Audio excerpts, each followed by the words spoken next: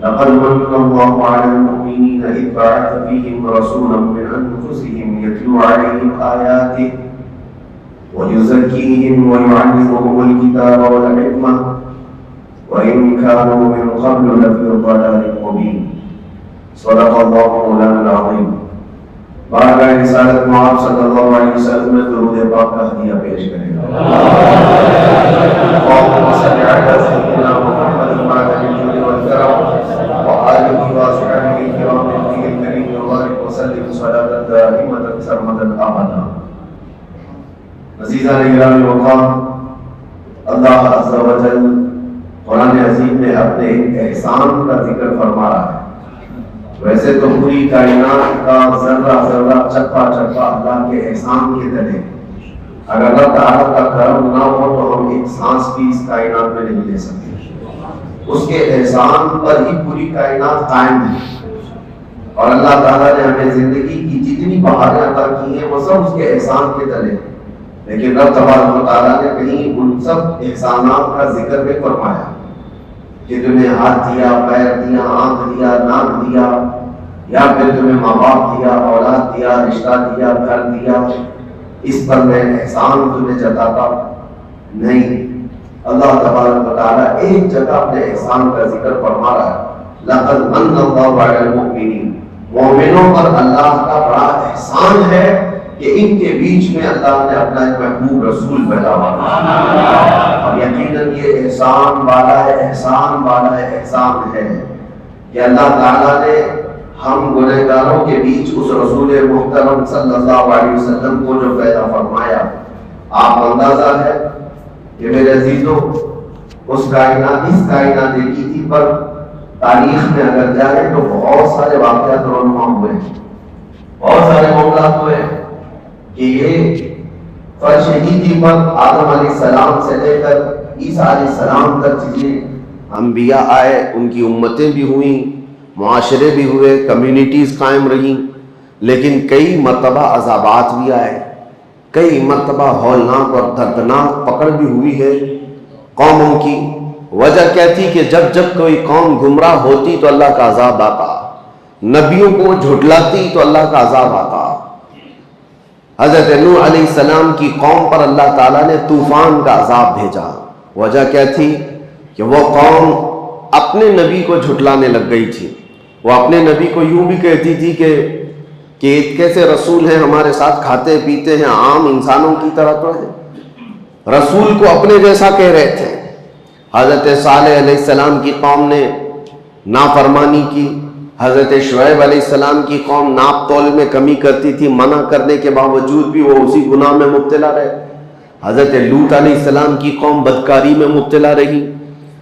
اسی طرح سے حضرت موسیٰ علیہ السلام کی قوم کئی مرتبہ نافرمانیاں اور ان کی توبہ پھر گناہ، توبہ پھر گناہ، پھر عذابات آتے تھے. عذابات کا اگر میں ذکر کروں تو کبھی طوفان کا عذاب، کبھی نوکیلے پتھر برسائے گئے، نوکیلے پتھر برسائے گئے اور زمین کو الٹ کر کے پلٹ دیا گیا. یہ قرآن پاک میں اللہ تعالیٰ نے فرمایا فَجَعَلْنَا عَالِيَهَا سَافِلَهَا وَأَمْطَرْنَا عَلَيْهِمْ حِجَارَةً مِّن سِجِّيلٍ. ہم نے ان پر نوکیلے پتھروں کی بارش کر دی اور ان کے اوپر والے حصے کو اٹھا کر کے نیچے کر دیا گیا. اور حضرت شعیب علیہ السلام کی قوم پر سخت تیز ایسی آندھیاں چلائی گئی اور چیخ ایک فرشتے کی آواز کے ذریعے سے ان کے کانوں سے بھیجے باہر آ گئے تھے. یہ بھی عذاب آیا. ایک قوم تھی جس پر اللہ تعالیٰ کا ایسا عذاب آیا کہ ان کے چہرے بندر کے بنا دیے گئے تھے. کونوا قردۃ خاسئین، اللہ نے فرمایا دھتکارے ہوئے بندر ہو جاؤ، سب بندر بن گئے تھے. یہ عذابات کنٹینیو آتے رہے ہیں. وجہ کیا تھی کہ وہ اپنے نبی کو جھٹلاتے یا اپنے نبی کی نافرمانی کرتے، کچھ ایسے گناہوں میں مبتلا رہتے جو رب ذوالجلال کے غضب کو دعوت دیتے. لیکن اے مسلمانوں، کیا اس کائنات میں جب ہم زندگی گزار رہے ہیں وہ گناہ نہیں ہے؟ کیا وہ گناہ ختم ہو گئے؟ کیا نوح علیہ السلام کی قوم جس طرح سے اپنے نبی کو جھٹلاتی تھی آج وہ قوم جھٹلانے والی نہیں ہے؟ اپنے نبی کو جھٹلانے والے دو پیر کے جانور آج بھی کئی جگہ آپ کو نظر آئیں گے. وہ شروع سے لے کر حضور پاک کی زندگی پر اعتراض کرنے والے کتنے ایسے بھونکنے والے کتے آپ کو نظر آئیں گے. انسانوں کی بات کر رہا ہوں. نبی کی گستاخی کرنے والے موجود ہیں, ناپ تول میں کمی کرنے والے موجود ہیں, بدکاری اور زنا اور فحاشی کرنے والے موجود ہیں, چوری ڈکیتی اور پتہ نہیں کیا کیا تمام تر فواحش میں مبتلا لوگ آج بھی ہیں یا نہیں ہیں.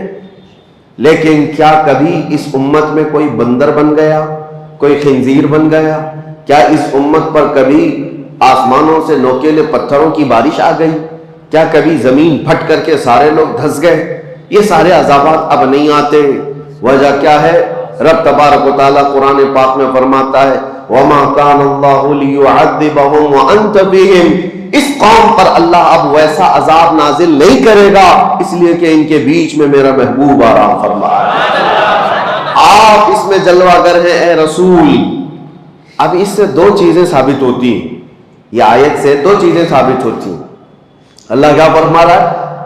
ایسا عذاب ویسا عذاب نہیں آئے گا جیسا پہلے آتا تھا, اس لیے کہ وَأَنْتَ فِيهِمْ وَأَنْتَ فِيهِمْ. حضور کو مخاطب کر کے اللہ فرما رہا ہے آپ ان کے بیچ میں ہیں, آپ ان کے درمیان میں ہیں. اب اس سے دو چیزیں ثابت ہوئی. ایک تو عذاب کا نہ آنا. اگر لوگ یہ کہتے ہیں کہ چلو حضور کو ہی اللہ نے مخاطب کر کے کہا تھا, حضور کے زمانے کے لیے کہا تھا, جب حضور موجود تھے تو اللہ فرما رہا ہے آپ ان کے بیچ میں ہیں. اب حضور کی جب وفات ہو گئی, حضور چلے گئے اپنی قبر پاک میں, تو اس کے بعد ایک 1300 سال سے زیادہ کا عرصہ گزرا کہ نہیں گزرا؟ اتنا لمبا عرصہ گزر گیا ہے, تو پھر ابھی بھی وہ قانون باقی کیوں ہے؟ وہ حضور کے لیے کہا گیا تھا آپ ان کے بیچ میں ہیں, تو حضور جب تک تھے تو عذاب نہیں آنا چاہیے تھا. حضور جب تک ہیں کسی کو مندر نہیں بنایا گیا, حضور جب تک ہیں کسی کو زمین میں نہیں دھسایا گیا. حضور صلی اللہ علیہ وسلم جب قبر پاک میں چلے گئے تو پھر ویسے ہی عذابات آنا چاہیے تھا. آسمان سے پتھر برسے, آگ برسے, پھر لوگوں کے چہرے بندروں کے ہو جائیں, لیکن عذابات نہیں آتے. وہ قانون آج تک چل رہا ہے اور قیامت تک چلے گا اللہ کا وہ قانون. وجہ یہ ہے کہ حضور پاک صلی اللہ علیہ وسلم کو جو اللہ نے فرمایا وہ انت فیہم, آپ ان کے بیچ میں ہیں, اس کا مطلب 63 سال ہی نہیں قیامت تک آپ ان کے بیچ میں زندہ ہیں. یہی تو سنیوں کا عقیدہ ہے, تو زندہ ہے واللہ, تو زندہ ہے واللہ, میری چشم عالم سے چھپ جانے والے ہیں. وہ صرف پردہ فرمائے ہوئے ہیں, وہ آج بھی ہمارے بیچ میں موجود ہے, آج بھی بیچ میں ہمارے موجود ہیں. لوگوں کو جو کھجلی ہوتی ہے کہاں ہے جب ہم سنی اس طرح کے عقیدے کی بات کرتے ہیں تو کہتے ہیں کہاں ہیں رسول, کہاں ہیں, ادھر ہیں کہ ادھر ہیں. مذاق میں اس طرح کی باتیں کرتے ہیں. کئی لوگوں کو دیکھا گیا مذاق کرتے ہیں, کیا دکھ رہا ہے تم کو, دکھ رہا ہے ہم کو, دکھ رہا ہے. نادان, تجھے کیا دکھے گا؟ حضور پاک صلی اللہ علیہ وسلم جب ہجرت فرما رہے تھے, یاد ہے تاریخ, مکہ سے مدینے کی طرف جا رہے تھے, رات کا وقت تھا, پورے کفار گھر کو گھیرا کیے ہوئے کھڑے تھے اور حضور ان کے بیچ میں سے نکل کر جا رہے تھے. واقعہ معلوم ہے, حضور ان کے بیچ میں سے جا رہے تھے, کنکریاں اٹھا کر اس طرح ماری تھی, یہ نہیں کہ کسی کے منہ پہ مارا, وہ ہوا میں اچھالی تھی, لیکن سب کے سب اندھے تھے, کوئی نہیں دیکھ پا رہا تھا. لیکن حضور صلی اللہ تعالیٰ علیہ وسلم کے ساتھ حضرت علی تھے, حضرت علی بھی دیکھ رہے تھے. حضور حضرت ابو بکر کے گھر گئے, ابو بکر بھی دیکھ رہے تھے. پتہ یہ چلا کفار و مشرکین کو یہ ذات نور نظر نہیں آتی ہے, اور جو اہل ایمان ہیں وہ دل کی قلب کی نگاہوں سے دیکھے تو سب نظر آتا ہے. آج جو یہ کہتے ہیں سنیو, تم کہتے ہو کہاں ہیں حضور, آتے ہیں حضور جاتے ہیں, ہمیں تو نہیں نظر آتے. کہاں سے نظر آئے؟ دل کے کفر کو دور تو کرو, دل کے بغض کو دور تو کرو. ہم تو یہ کہتے ہیں وہ آئیں گے, آتے ہوں گے, ابھی آئیں گے, یہی سوچ کے ہم نے محفل کو سجا رکھا ہے. سنا ہے آپ ہر عاشق کے گھر تشریف لاتے ہیں, میرے گھر میں بھی ہو جائے چراغاں. یا رسول اللہ, یہ طلب ہماری کس لیے ہے؟ ہماری طلب سے حضور پاک کے دربار میں اسی لیے ہے کہ ہم ان کو زندہ جاوید اپنے درمیان موجود رسول تسلیم کرتے ہیں. اگرچہ اللہ تعالیٰ کے وعدے کے مطابق جو موت آنی ہے وہ سب کو آنی ہے, وہ حضور کو بھی آئی, انبیاء کو بھی آئی. اجل آنی ہے, فقط اتنی کہ آنی ہے. انبیاء کو بھی اجل آنی ہے. اعلیٰ حضرت فرماتے انبیاء کو بھی اجل آنی ہے. اجل کس کو کہتے ہیں؟ موت کو. انبیاء کو بھی اجل آنی ہے مگر اتنی کہ فقط آنی ہے۔ آنی کا مطلب کیا ہوتا ہے؟ آن ایک سیکنڈ کو کہا جاتا ہے، ایک سیکنڈ کو آن کہا جاتا ہے۔ اور اعلیٰ حضرت فرما رہے ہیں انبیاء کو بھی اجل آنی ہے مگر اتنی کہ فقط آنی ہے، ایک سیکنڈ کے لیے آنی ہے، اس کے بعد ان کی زندگی ہے۔ آج ہمارے درمیان حضور پاک صلی اللہ تعالی علیہ وسلم کی بعثت اور ان کی ولادت پاک کا 1500 سالانہ جشن منایا جا رہا ہے۔ یہاں بہت ساری باتیں آتی ہیں۔ کچھ لوگ کہتے ہیں کہ دیکھو روایات تو بتاتی ہیں کہ حضور 8 ربیع الاول کو پیدا ہوئے تھے، کچھ کہتے ہیں کہ 12 کو، کچھ کہتے ہیں 17 کو، اختلاف ہے روایات میں۔ اعلیٰ حضرت نے بھی لکھا ہے، تو ہم سے بھی کہتے ہیں کہ آپ کمنٹس میں، میسیجز میں کہ آپ 12 کو ہی پکڑ کے کیوں چلتے ہیں؟ ہم ان کو جواب دیتے ہیں میاں کوئی بات نہیں، آپ 8 کو تو منا لو، ہمیں 12 کو رہنے دو، اور ایک جماعت کو کہہ دو 17 کو منا لو، کسی جماعت کو کہہ دو 13 کو منا لو، تاکہ ساری روایتوں پہ ہو جائے۔ اور اگر آپ نہیں کہتے تو ہمیں اختیار دے دو، ہم 8 سے نہیں 1 سے شروع کر کے پورے ربیع الاول منائیں گے۔ نہیں منانا ہے، نہیں کرنا ہے تو اعتراضات الگ الگ، اور پھر اس میں ایک کوڑ زدہ دل کا کوڑ جس کا ہے، ایسا عقیدے کا کوڑ نکل کر کے آئے صاحب، انہوں نے کہا ارے 12 ربیع الاول شریف کو حضور صلی اللہ علیہ وسلم کی ولادت کا دن تو مناتے ہو، آپ کو پتہ ہے اسی دن حضور کی وفات بھی ہوئی، حضور کی وفات بھی ہوئی، حضور کے انتقال کا دن بھی ہے، تو آپ دوسرے بزرگوں کے جس طرح انتقال کے دن کو مناتے ہیں، کیا حضور پاک صلی اللہ علیہ وسلم کے وفات کا غم نہیں کر سکتے؟ 12 ربیع الاول کو آپ خوشیاں مناتے تو ہیں، سب سڑکوں پہ نکل آتے ہیں اور لبیک یا رسول اللہ کہتے ہیں، مرحبا مرحبا کہتے ہیں، لیکن آپ کو حضور کے دنیا سے جانے کا غم نہیں ہے کہ حضور اسی دن دنیا سے تشریف لے گئے تھے، حضور پاک صلی اللہ علیہ وسلم کی وفات ہوئی تھی۔ سنیوں کو کھینچ لینے کی باتیں کی جاتی ہیں، جذباتی باتیں، ایموشنل کر کے کہ ہاں حضور کی وفات پر کون ایموشنل نہیں ہوگا۔ لوگوں کو لگتا ہے کہ ہاں حضور اس دن انتقال کیے تھے تو ہمیں غم ہونا چاہیے، آج خوشی کس بات کی؟ ان کے منہ پر تھپڑ لگاتے ہوئے کہو غم اس کا منائیں جو چلا گیا ہو، مر گیا ہو، مٹی میں مل گیا ہو، وہ تمہارا نبی ہوگا، ہمارا نبی تو صرف پردہ کیا ہوا، وہ کل بھی زندہ تھا، آج بھی زندہ ہے، تو زندہ ہے واللہ، زندہ ہے واللہ، میری چشم عالم سے چھپ جانے والے، غم وہ کرے جس کا سب ختم ہو گیا۔ حضور پاک صلی اللہ تعالیٰ علیہ وسلم کی شریعت باقی ہے یا نہیں باقی؟ حضور پر اترا ہوا قرآن باقی ہے یا نہیں باقی ہے؟ حضور کا قرآن باقی ہے، حضور کی شریعت باقی ہے، حضور کی آل باقی ہے، حضور کی سنتیں باقی ہے، حضور کی حدیثیں باقی ہے، حضور کی باتیں باقی ہے، حضور کی ادائیں باقی ہے، حضور کا ہر عمل باقی ہے۔ کون سی چیز فنا ہو گئی؟ حتیٰ کہ حضور پاک صلی اللہ علیہ وسلم کے انتقال کے بعد آپ کو پتا ہے میرا اور آپ کا انتقال ہو جائے، ہماری بیویاں عدت گزارنے کے بعد دوسرے سے نکاح کر سکتی ہے، ان کے لیے جائز ہے، عدت ہونے کے بعد وہ کسی سے بھی نکاح کر سکتی ہے، لیکن نبی کی جو زوجات ہیں امہات المؤمنین، ان کو موت تک کسی اور سے نکاح کرنے کی اجازت تھی ہی نہیں۔ حضور کے انتقال کے بعد کئی بیویاں حضور کی زندہ تھیں، حضور کی بیویاں زندہ تھیں، لیکن ان کو نکاح کرنے کی اجازت نہیں تھی۔ وجہ کیا ہے؟ ایک عورت اپنے شوہر کے ہوتے ہوئے دوسرے کے ساتھ نکاح کر ہی نہیں سکتی۔ وہ اور عورتیں ہیں جو اپنے مردوں کے انتقال کے بعد عدت گزار کر کے کر سکتی ہیں، لیکن رسول کی بیویاں نہیں کر سکتی، اس لیے کہ رسول زندہ ہیں، رسول پاک کی بیویاں ہماری مائیں ہیں۔ اور دوسری بات، ام المومنین عائشہ صدیقہ رضی اللہ تعالی عنہا، توجہ چاہتا ہوں، حضور کس کے حجرے میں آج آرام کر رہے ہیں؟ جو جالیاں ہیں، حضور جس قبر میں آرام فرمائے وہ حضرت عائشہ کا حجرہ ہے، حضرت عائشہ کا گھر ہے، جس میں حضور صلی اللہ علیہ وسلم حضرت عائشہ کے ساتھ رہا کرتے تھے، اسی حجرے میں حضور دفن ہیں۔ تو جب انتقال ہوا، حضور کا دفن ہوا، حضرت عائشہ قبر پر جاتی تھی اور بیٹھتی تھی گھنٹوں، حجرہ ان کا ہے، گھر ان کا ہے، حضور کے پاس بیٹھتی تھی۔ پھر اس کے بعد 2.5 سال کا عرصہ گزرا کہ حضرت ابوبکر صدیق کا انتقال ہوا، اور حضرت ابوبکر صدیق کون ہیں؟ حضرت عائشہ کے باپ ہیں، والد ہیں، ان کو بھی حضور کے پہلو میں دفن کر دیا گیا۔ پھر بھی حضرت عائشہ کے پاس چابی تھی، حجرہ کھولتی تھی، بیٹھتی تھی، ایک طرف شوہر ہے اور ایک طرف باپ ہے، دونوں کی قبروں پر بیٹھتی تھی، زیارت کرتی یا وہ کافی وقت اس حجرے میں گزارتی۔ پھر عرصہ گزرا کہ حضرت عمر ابن خطاب کا انتقال ہوا۔ انتقال سے پہلے حضرت عمر نے وصیت کی تھی، انتقال سے پہلے حضرت عمر نے وصیت کی تھی کہ ام المومنین عائشہ صدیقہ سے اجازت لے لینا، اگر وہ اجازت دے تو مجھے حجرے میں دفن کرنا، نہیں تو عام قبرستان میں مجھے دفن کر دو، جنت البقیع میں۔ لوگوں نے آ کر کے حضرت عائشہ سے پوچھا، عمر کی خواہش ہے اندر دفن ہونے کی، آپ کیا کہتی ہے؟ حضرت عائشہ کہتی ہوں میں نے اپنے لیے رکھی تھی لیکن عمر کو میں ترجیح دیتی ہوں، عمر ابن خطاب کے لیے وہ جگہ دے دیتی ہوں، چابی دے دیا۔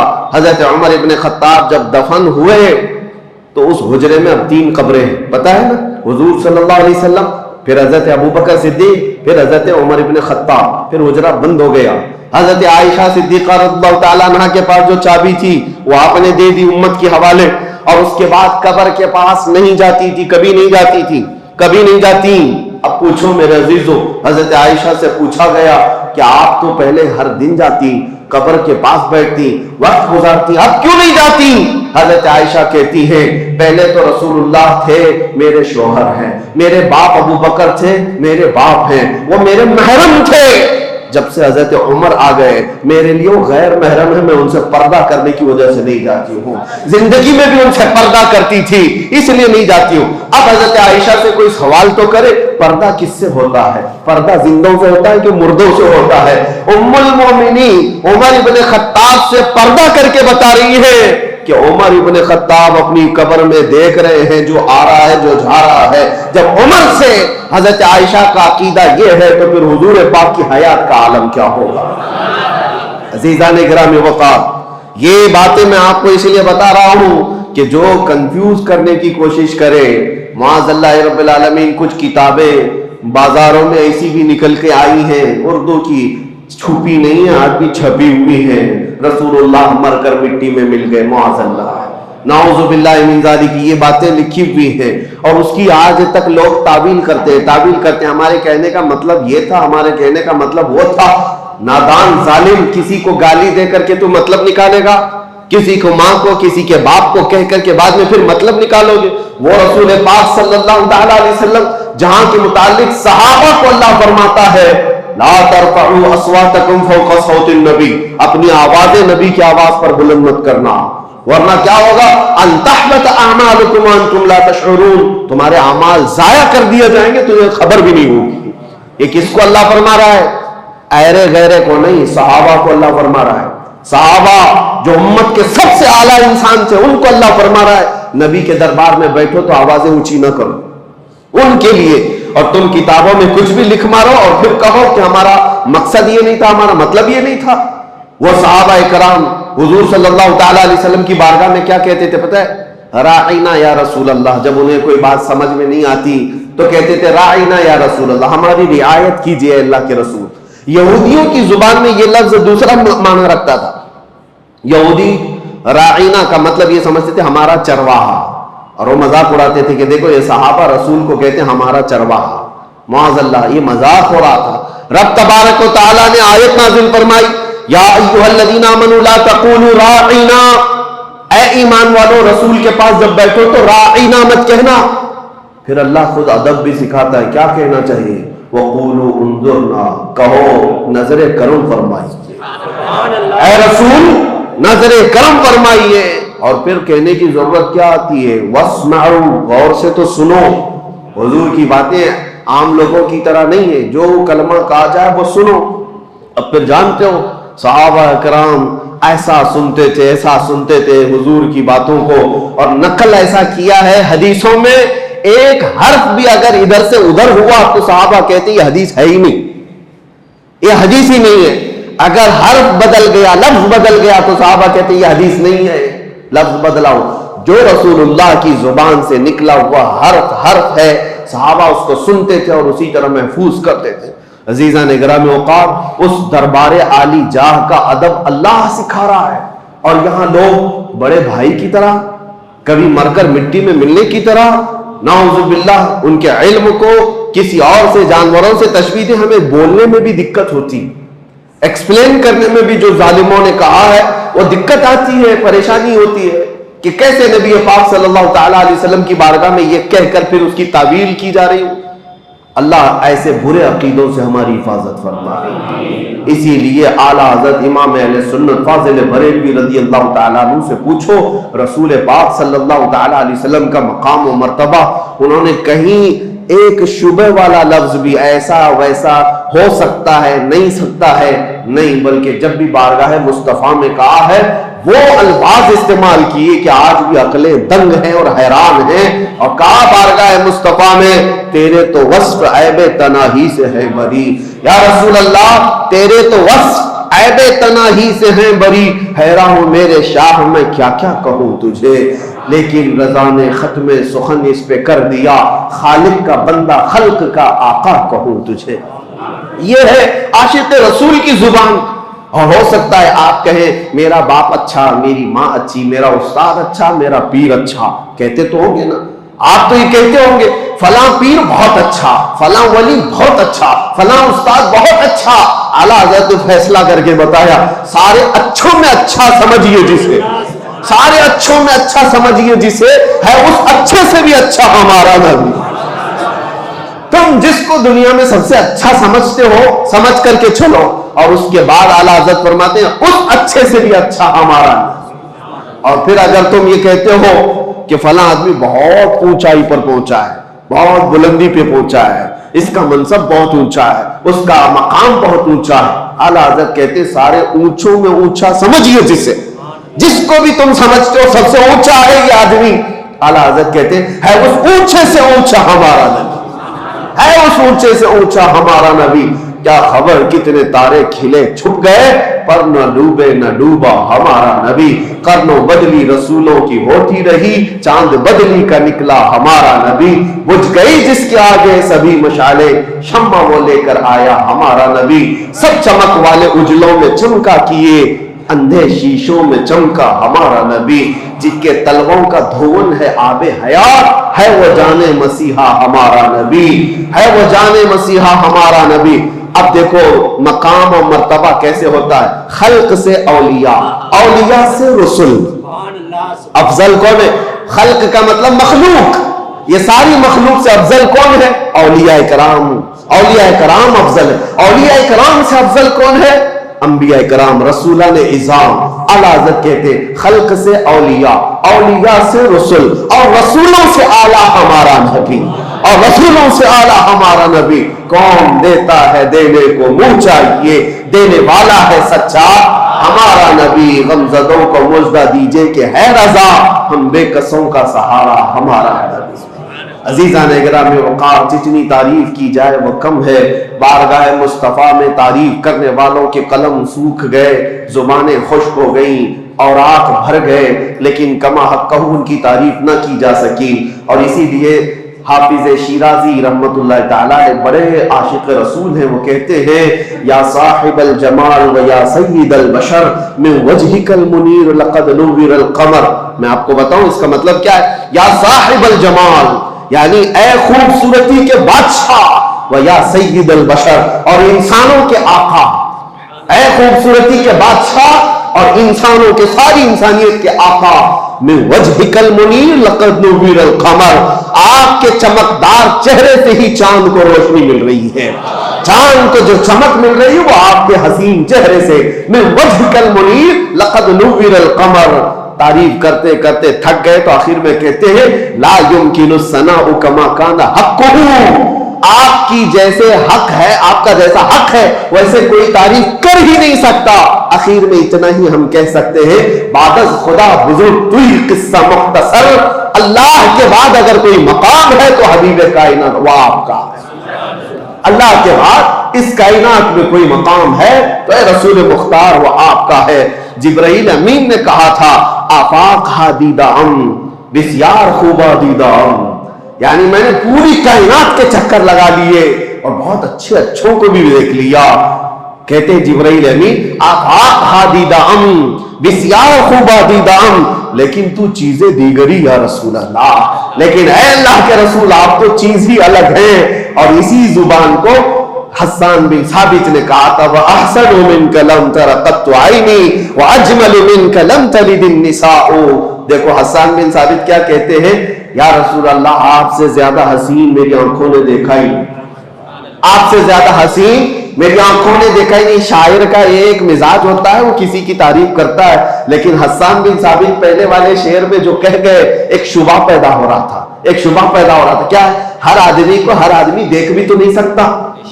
حسان بن ثابت نے کہا آپ سے زیادہ حسین میری آنکھوں نے دیکھا ہی نہیں۔ ہو سکتا ہے بھائی آپ مکہ میں رہ رہے ہیں، آپ نے نہیں دیکھا ہوگا، ہو سکتا ہے کہیں اور ہو۔ حسان بن ثابت کا علاقہ اپنا علاقہ ہے، انہوں نے شعر میں تو کہا آپ سے زیادہ حسین میری آنکھوں نے دیکھا ہی نہیں، آپ نے نہیں دیکھا ہوگا، لیکن بعد میں تڑپ کر کہتے ہیں وَأَجْمَلُ مِنْكَ لَمْ تَلِدِ النِّسَاءُ۔ نہیں یا رسول اللہ آپ سے زیادہ خوبصورت کسی ماں نے جنا ہی نہیں۔ دیکھا نہیں میں تو شبہ ہے، آپ نے نہیں دیکھا ہوگا، آپ نے نہیں دیکھا ہوگا، لیکن حسان بن ثابت کہتے نہیں کسی ماں نے جنا ہی نہیں، کسی ماں نے پیدا ہی نہیں کیا۔ یہی بات حضرت جابر بن سمرہ کہتے ہیں، بات ختم کرتا ہوں ورنہ میرے عزیز و حضور پاک کا تذکرہ آتا ہے تو دن کیا اور رات کیا، وقت کیا ہے اور طبیعت کیا ہے، ساری چیزیں بحال ہونے لگتی ہے، ماحول میں خوشبوئیں آنے لگتی ہے۔ حضرت جابر بن سمرہ کہتے ہیں ایک دن 14ویں رات تھی، 14ویں رات پتہ ہے چاند اپنے شباب کے ساتھ باہر آتا ہے، اور اسی وقت حضرت جابر کہتے ہیں میں مسجد نبوی کے پاس آیا، رسول پاک صلی اللہ علیہ وسلم سرخ دھاری دار جبہ پہنے ہوئے اپنے حجرے سے باہر نکل رہے تھے۔ وہ کہتے کبھی میں رسول اللہ کو دیکھتا تھا اور کبھی 14ویں کے چاند کو دیکھتا تھا، کبھی ادھر دیکھتا تھا کبھی ادھر دیکھتا تھا، بار بار میں دیکھ رہا تھا، اور پھر کہتے ہیں میں یہ سوچنے لگا یہ زیادہ حسین ہے کہ یہ چہرہ زیادہ حسین ہے۔ اخیر میں وہ تھک کر کے ادھر ادھر دیکھنے کے بعد چاند کو دیکھنا چھوڑ دیا، پھر رسول اللہ کی طرف دیکھتے رہ گئے، جس کو شاعر یوں کہتا ہے چاند سے تشبیہ دینا یہ بھی کیا انصاف ہے، چاند میں تو داغ ہے حضور کا چہرہ صاف ہے۔ یہ ان کا صحابہ کرام رضوان اللہ تعالی علیہ مجمعین کا مسلک تھا، چاند میں تو داغ ہے حضور کا چہرہ صاف ہے۔ اللہ کریم وہ حسین چہرے جمال جہاں آرا کی ہماری زندگی میں زیارت نصیب فرمائے۔ مولا کریم مرنے سے پہلے اس آمنہ کے لال کے قدموں میں ایک بار ہماری کھلی آنکھوں سے زیارت نصیب فرما، آخری سانس تک اس رسول محترم صلی اللہ علیہ وسلم کے ناموس کی حفاظت کی ہمیں توفیق عطا فرما۔ کائنات پر جتنے بھی سنی عاشق رسول بستے ہیں اے رب العالمین اس 1500 سالہ جشن عید میلاد النبی کی برکات سب کو عطا فرما دے، عقیدوں کی، اعمال کی، جان و مال کی، عزت و آبرو کی حفاظت عطا فرما۔ اے کریم خدا اس میلاد مصطفیٰ کے آنے سے پہلے پہلے ہم سب کو بخشے ہوئے میں شمار فرما دے، ہم سب کو جہنم سے آزاد ہونے والوں میں شامل فرما دے، اور بارگاہ مصطفیٰ میں پہنچ کر حضور کی جالیوں کے سامنے کھڑے ہو کر میرے آقا کے بارگاہ میں سلام پیش کرنے کی مہلت نصیب فرما۔ وصلی اللہ تعالی علی خیر خلقہ محمد وآلہ وصحبہ اجمعین، وآخر دعوانا الحمد للہ رب العالمین۔ السلام علیکم۔